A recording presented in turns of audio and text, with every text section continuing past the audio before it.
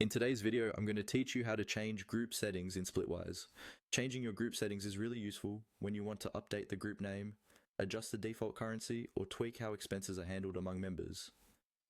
In this walkthrough, I'll guide you through the exact steps on the Splitwise website, and I'll also share some small tips along the way so you know what to look out for. First, make sure you're logged in to your Splitwise account in your web browser. Once you're signed in, go to the group whose settings you want to change. You can do this by looking for the group name in the left-hand sidebar and clicking on it. This will open the group's main page, where you can see all the expenses, balances, and members associated with that group. Now that you're on the group page, look for the gear icon, or a button labeled Settings.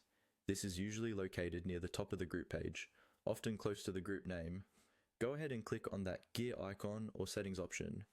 This is your doorway into all of the customization options for the group. After clicking the gear icon, a menu or panel will appear.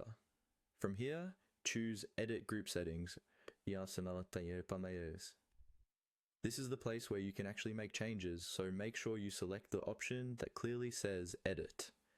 Once you click that, Splitwise will take you to a dedicated settings page for this group. On the Edit Group Settings page, you'll see various fields and options you can adjust. Depending on your group, this might include the group name, the type of group, the default currency, and sometimes preferences about how expenses are split or displayed. Take a moment to review each field and update anything that needs to be changed.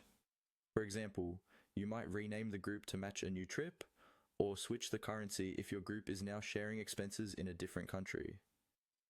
When you're done making your edits, scroll down if necessary and look for the button that says Save Changes.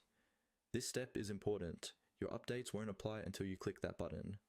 Once you select Save Changes, Splitwise will update the group with your new settings, and you'll be returned to the group page with everything refreshed.